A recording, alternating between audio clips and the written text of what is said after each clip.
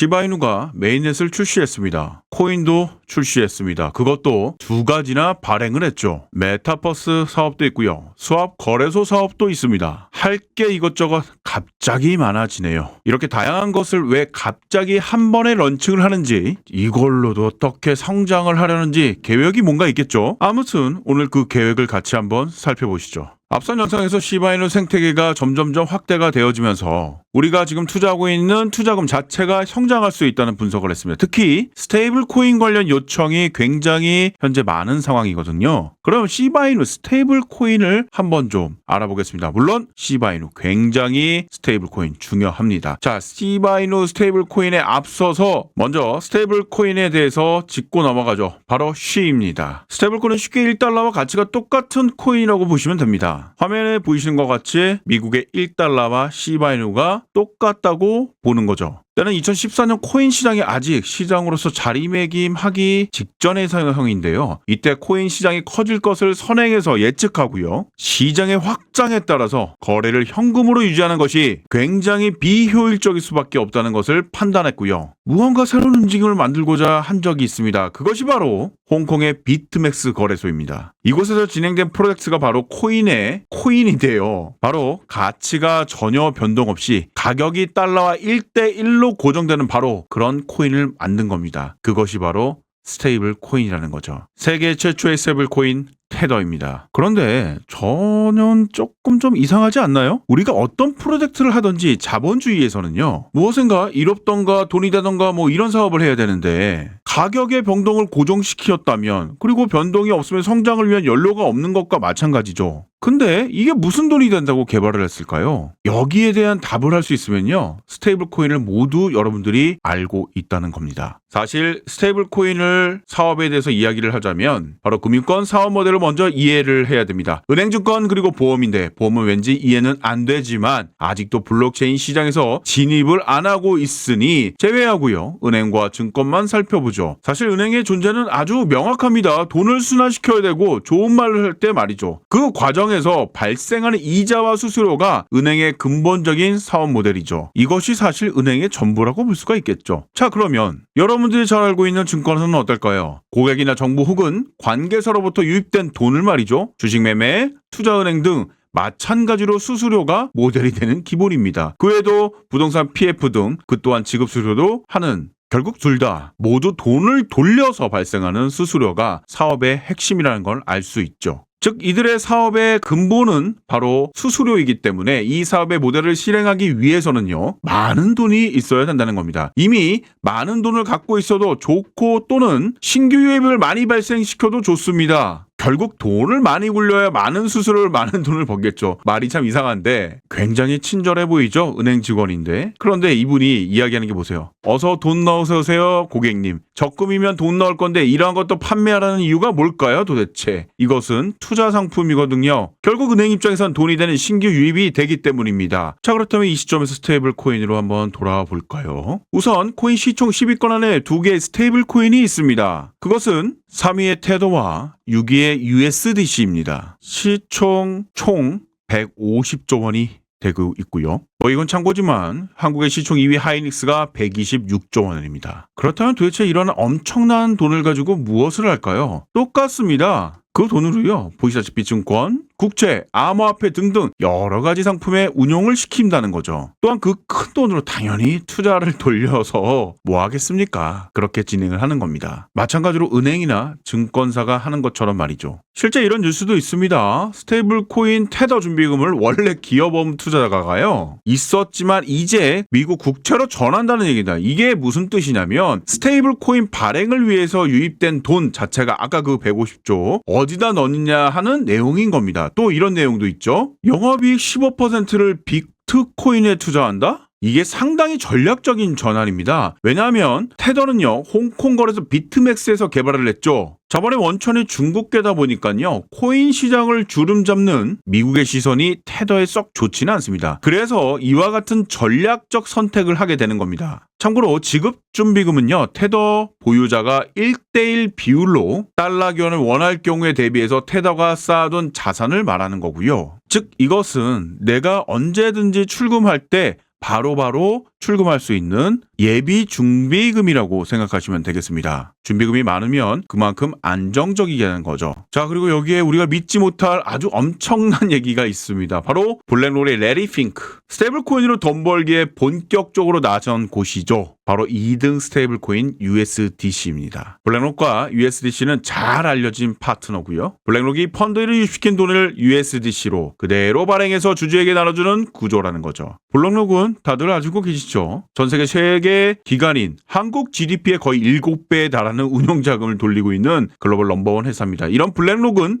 원래 코인 시장의 완벽한 안티였다는 게 굉장히 신기합니다. 이들은 절대적인 안티였습니다. 그 핵심이 바로 골드만삭스와 블랙록이었다는 거죠. 그런데 이들이 둘 다 아시다시피 스탠스를 180도 바꾼 겁니다. 특히 블랙록은 스탠스를 바꾼 지 정말 얼마 되지 않았죠. 바꾸자마자 재밌는 것은 비트코인 ETF를 승인시켜 버렸다는 겁니다. 역시 돈의 힘은 돈이구나. 돈의 힘이 대단하구나 라는 걸 다시 한번 느낄 수 있었고요. 10년간 풀리지 않았던 SEC의 철벽망을 완벽하게 뚫어버리고 그 위에 펀드라는 것을 만들어서 현재 엄청난 자금으로 운영 중에 있습니다. 특히 블랙록은 이더리움 첫 토큰화 펀드인 비드를 출시를 했고요. 이걸 통해서 하고 싶은 것은 모든 자산에 대한 토큰화, 즉 RWA를 하고 싶다고 블랙록의 레리 핑크 회장이 직접 여러 번 이야기한 바 있습니다. 앞서 스테이블 코인의 사업을 하려면 두 가지가 중요하다고 말씀드렸는데요. 원래 돈이 많거나 아니면 신규 유입이 많으면 된다라는 말씀을 드렸는데 신규 유입을 담당하고 있는 곳이 바로 이곳 블랙록이라는 겁니다. 그래서 USDC가 가능하다는 겁니다. 사실 이거는 굉장히 엄청난 얘기고요. 이 둘의 유착 관계에 따라 시간이 지날수록 USDC의 시총은 그야말로 천정부지로 솟구치게 될 겁니다. 지켜보세요. 참고로 하나 말씀드리자면 USDC는요. 블랙록과 골드만삭스 등 월가의 은행들이 최대 투자를 하고 있는 투자자입니다. 어떤 구조도 진행되는지 이해가 되시겠죠. 지금 보시는 표가 미국 비트코인 ETF 상품들입니다. 유의해서 보실 사항은 오른쪽 커스터니언 항목인데 수탁자죠. 압도적 비율로 채택하는 곳은 어디인가요? 바로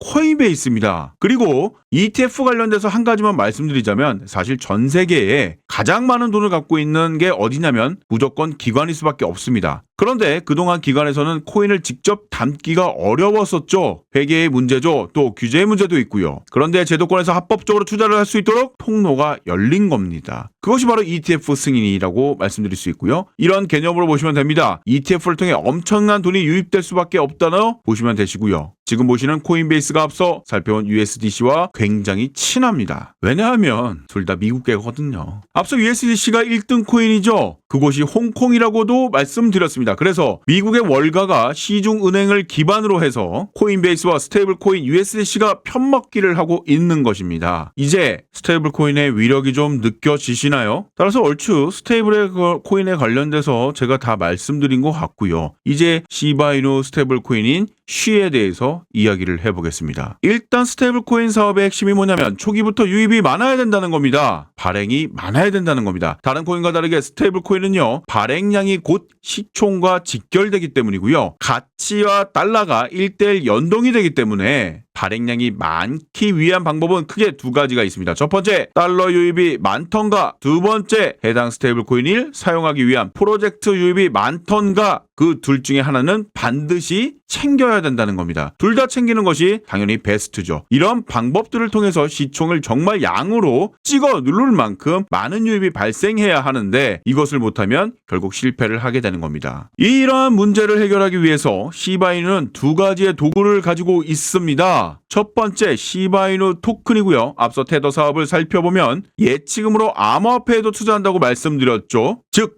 돈이 들어오고 나서 시바이누에 투자하는 형태가 아니라요. 시바이누 재단이 스테이블 코인 운영자이기 때문에 시바이누에 선투자한 형태로 운영을 할 수 있다는 겁니다. 이 방법으로 시바이누 토큰을 신규 발행하는 스테이블 코인 사업에 편승시킬 수가 있게 되는데요. 이게 무슨 뜻이냐면 이 순서를 한번 살펴보시죠. 기존 스테이블 코인에서 돈의 흐름을 보면 스테이블 코인이 돈이 유입이 되고 그 돈이 운용사의 국채와 기업체 그리고 IB 코인에 투자해 왔습니다. 그럼 시바이누 스테이블 코인에 유입된 돈을 만일 시바이누 재단은 어디엔가 투자를 하겠죠? 바로 이겁니다. 다 똑같을 수도 있고요. 그런데 만약 코인에 투자를 한다면 시바이누 재단은요, 바로 시바이누 예야 신규 발행의 코인에 투자할 수가 있다는 겁니다. 코인 재단들은 모두 예외 없이 자기 코인의 예치량을 놓기를 원합니다. 따라서 시바이누 역시 당연히 이 투자 방법을 쓸 겁니다. 당연한 거고요. 따라서 지금 살펴본 돈의 흐름의 순서를 바꿔보면 바로 답이 나오는 거죠. 일반적인 스테이블 코인에서는 유입 현금으로 코인을 투자를 하죠. 하지만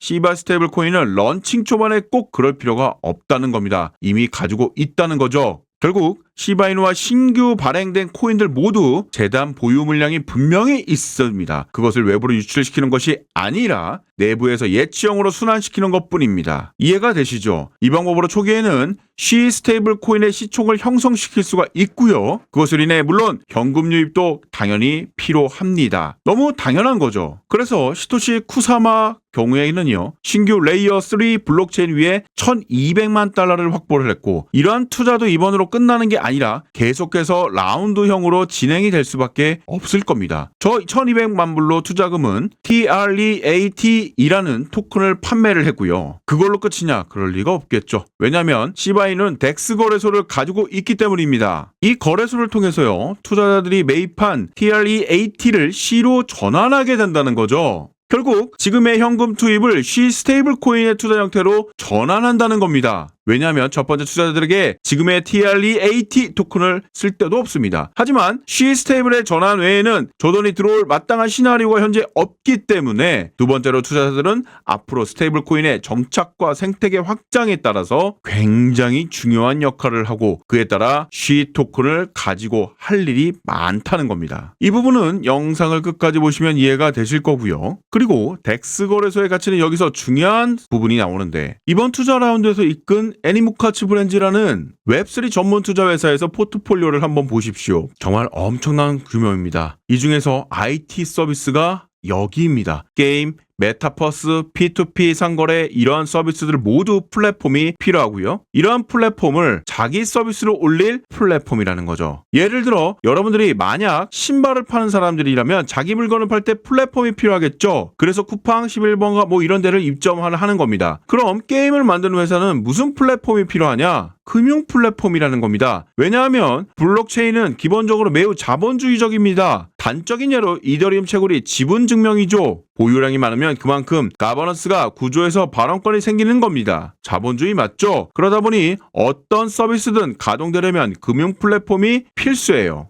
그 금융 플랫폼으로 시바이누 덱스를 쓴다는 겁니다. 여기서 끝나는 것이 아니라요, 이 금융 플랫폼에서 C 토큰을 기본 화폐로 사용하자는 겁니다. 제가 시바리움 중심으로 생태계가 갇혀가고 있다 이렇게 설명하는데, 시바리움이랑 몇 개 가지고 생태계라고 하지 않아요. 이것을 기반으로 이런 서비스들을 위에다 올리는 겁니다. 계속 성장해 가겠죠. 그렇게 자연스럽게 시바리움이요, 생태계가 형성이 되는 겁니다. 덱스라는 거래소는 많습니다. OKX, 유니스왑, 팬케이 스왑, 쿠코인, 스시 스왑 등등. 그런데 코인마켓에서 스테이블 코인 카테고리를 한번 검색해 보세요. 엄청나게 정말 많이 나올 겁니다. 하지만 앞서 말씀드렸듯이 초반에 발행량으로 찍어 눌러야 된다고, 그거 못하면 스테이블 코인 사업은 그냥 안 하는 게 맞습니다. 답이 없습니다. 전략을 구성하고 그것을 실행할 능력이 안 된다는 겁니다. 그럼 안 하는 게 맞겠죠. 그리고 마지막 운영 서비스죠. 코인들도 정말 많다는 겁니다. 오른쪽에 보시다시피 정말 많습니다. 그런데 이 모든 걸 운영하는 곳은 단 한 군데도 없다는 겁니다. 제가 정확하게 코인 업계 2016년도에 들어와서요, 정보 조사도 엄청나게 많이 했습니다. 보시다시피 당연하겠죠. 단 한 곳도 이 모든 것을 다 하는 곳이 없습니다. 우선 하나만 말씀드리고 싶은 건 이걸 다 하는 게 전혀 중요하지 않습니다. 하지만 이것을 해서 성사시킬 수 있는 역량을 갖췄느냐가 실은 더 중요하다는 거죠. 지금 살펴본 바 시바이누의 C 스테이블 코인과 덱스 거래소를 기반으로 하는 금융 플랫폼으로서 기반을 만들어가고 있다는 겁니다. 우리가 미국에서 사업을 하면 사업은 당연히 미국 달러로 돌리겠죠. 마찬가지입니다. 시바 생태계에서 SHI C 스테이블 코인이 미국 달러가 되는 겁니다. 거기에도 거래소가 있습니다. 그래서 시바 화폐와 거래소를 이용한 유저들이 기업들을 유치해 나가게 되는 겁니다. 그럼 우리가 앞으로 살펴봐야 되는 것은 시바 생태계가 미국처럼 거대해지냐 이런 것보다도 자본 수환형이 큰 플랫폼이 될 것인가 아닌가를 이것만 보면 되는 겁니다. 결국 이와 같이 채택을 늘릴수록 유입은 당연히 확대가 될 거고, 이러한 시기가 되면 온라인발 서비스는 물론 온라인으로부터 파생된 오프라인 상품들의 가격까지도 시바윤의 스테이블 코인에서 SHI에 좌지우지할 수 있는 완벽한 상황이 발생할 수 있다는 겁니다. 마치 미국 달러가 그런 것처럼요. 그래서 지금 단계에서는 채택의 양을 늘려가는 것이 중요하다 말씀드리는 겁니다. 이와 같이 스테이블 코인의 돈의 유입량은 증가에 있어서 절대적인 힘을 보여줍니다. 그런 이유로 시바가 최근에 이처럼 다양한 사업을 한 번에 추진시켜야 되는 이유들을 이해할 수 있게 되었죠. 최근 히토시 쿠사마의 발표를 보면 쉬 스테이블 코인과 올해 런칭 계획이라고 발표를 했고요. 제가 계속 모니터링하고 여러분들께 내용 공유해 드릴 겁니다. 이놈들이 일을 똑바로 잘하고 있는지 누군가는 매서러운 눈치로 쳐다봐야겠죠. 최근 들어 시바이누 관련된 좋은 소식들이 조금씩 나와주고 있습니다. 한참 빠지더니 슬슬 반전 타이밍이 오려는가 싶습니다. 바로 이런 시바이에 관련된 추가적인 궁금한 점이 있으시면, 더 다뤄주길 원하시는 내용들이 있다면 댓글로 달아주시길 바라겠습니다. 또한 이러한 부분들을 실시간으로 여러분들 함께 공유를 하고 원하시는 분들은요, 화면에 보이시는 2429-5330, 010-2429-5330으로 도움이라고 문자 보내주시면 전부 다 제가 모든 지식들을 공유하도록 하겠습니다. 여기까지 하겠습니다. 공장장이었습니다. 감사합니다. 물론 신청하는 방법은 댓글 하단에도 있습니다. 참고하시길 바라겠습니다. 감사합니다.